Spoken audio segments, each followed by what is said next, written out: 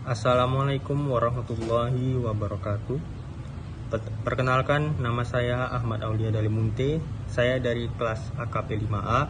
Pada kesempatan kali ini saya akan mempresentasikan tugas saya mengenai bab 7, yaitu bukti audit.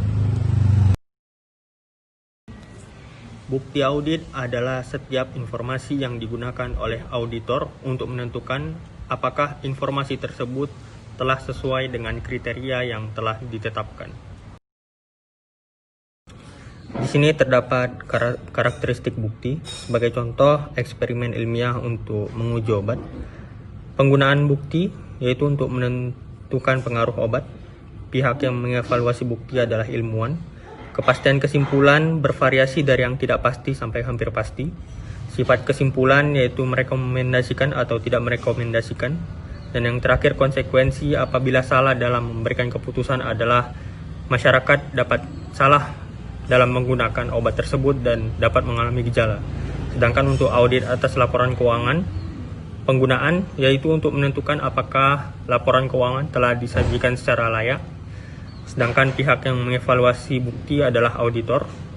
Kepastian kesimpulan yaitu tingkat assurance yang tinggi. Sifat kesimpulan adalah menerbitkan salah satu dari beberapa alternatif jenis laporan audit. Konsekuensi apabila auditor salah dalam memberikan opini, yaitu para pemakai laporan keuangan akan salah dalam mengambil keputusan. Yang kedua adalah keputusan bukti audit. Terdapat 4 keputusan mengenai bukti apa yang harus dikumpulkan dan berapa banyak. Yang pertama adalah prosedur audit yang akan digunakan. Prosedur audit adalah instruksi yang menjelaskan bukti audit yang harus diperoleh selama audit. Sebagai contoh yaitu memeriksa jurnal pengeluaran kas dalam sistem akuntansi dan membandingkan nama, PI, jumlah, dan tanggal dengan informasi online yang disediakan oleh bank. Yang kedua adalah jumlah sampel. Sebagai contoh, terdapat 6.600 cek pengeluaran kas. Auditor dapat memilih 50 cek yang dapat dijadikan sampel. Selanjutnya adalah item yang dapat dipilih. Item yang dapat dipilih bervariasi. Sebagai contoh, dalam 50 cek pengeluaran kas tersebut, item yang dipilih adalah jumlah nominal terbesar atau jumlah yang terdapat kemungkinan salah. Yang terakhir adalah penetapan waktu. Audit atas laporan keuangan umumnya mencakup satu periode seperti 1 tahun. Yang ketiga adalah persuasivitas bukti. Persuasivitas bukti menunjukkan bukti audit yang cukup dan tepat untuk mendukung pendapat yang diberikan. 2 penentu persuasivitas bukti adalah, yang pertama adalah ketepatan bukti berkaitan dengan relevansi dan reliabilitas bukti. Yang kedua adalah bukti tersebut cukup. Selanjutnya adalah reliabilitas bukti. Reliabilitas bukti mengacu pada tingkat di mana bukti dapat dipercaya. Terdapat 6 karakteristik bukti yang dapat dipercaya adalah, yang pertama adalah independensi penyedia bukti. Yang kedua adalah efektivitas pengendalian internal klien. Yang ketiga adalah pengetahuan langsung auditor. Yang keempat adalah kualifikasi individu yang menyediakan informasi. Yang kelima adalah tingkat objektivitas. Yang keenam adalah ketepatan waktu. Yang keempat adalah bukti-bukti audit. Terdapat 8 bukti-bukti audit. Yang pertama adalah pemeriksaan fisik. Yang kedua adalah konfirmasi. Yang ketiga adalah inspeksi. Yang keempat adalah prosedur analitis. Yang kelima adalah wawancara dengan klien. Yang keenam adalah rekalkulasi. Yang ketujuh adalah pelaksanaan ulang. Dan yang ke-8 adalah observasi. Yang pertama kita akan membahas mengenai pemeriksaan fisik. Pemeriksaan fisik adalah inspeksi atau perhitungan yang berkaitan dengan kas atau aktiva berwujud. Biasanya pemeriksaan fisik ini dilakukan untuk mengecek kas dan persediaan. Yang kedua adalah konfirmasi, yaitu respons dari pihak ketiga yang independen mengenai keakuratan informasi yang diperoleh.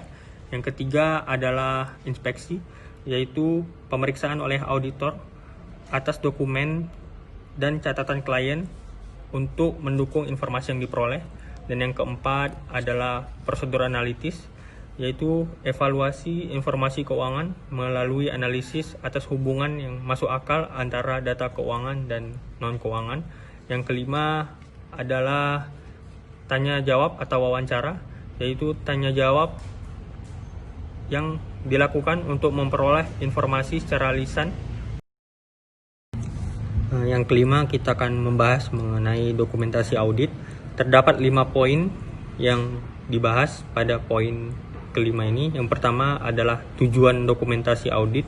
Yang kedua adalah isi dan organisasi file audit. Yang ketiga adalah file permanen. Yang keempat adalah file tahun berjalan. Dan yang kelima adalah penyusunan dokumen audit.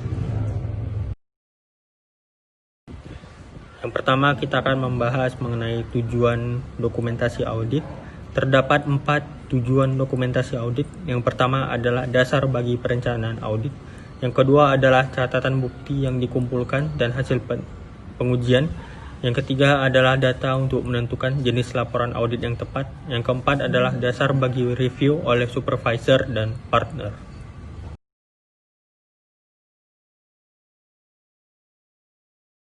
Selanjutnya kita akan membahas mengenai file permanen. File permanen adalah data yang bersifat historis atau berlanjut yang berkaitan dengan audit saat ini. Terdapat 4 jenis file permanen. Yang pertama adalah kutipan atau salinan dari dokumen perusahaan yang terus penting. Yang kedua adalah analisis akun tahun sebelumnya. Yang ketiga adalah informasi yang berhubungan dengan pemahaman atas pengendalian internal. Yang terakhir adalah hasil prosedur analitis dari audit tahun sebelumnya. Selanjutnya adalah file tahun berjalan. File tahun berjalan mencakup semua dokumentasi audit yang dapat diterapkan pada tahun audit.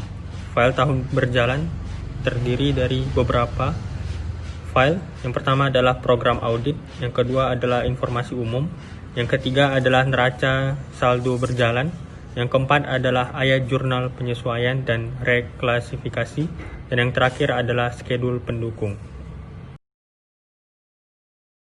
Dan yang terakhir adalah penyusunan dokumentasi audit. Terdapat 5 cara untuk penyusunan dokumentasi audit. Yang pertama adalah setiap file harus diidentifikasi secara wajar.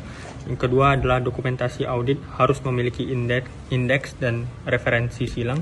Yang ketiga adalah dokumentasi audit yang lengkap harus dengan jelas menunjukkan pekerjaan audit yang dilakukan.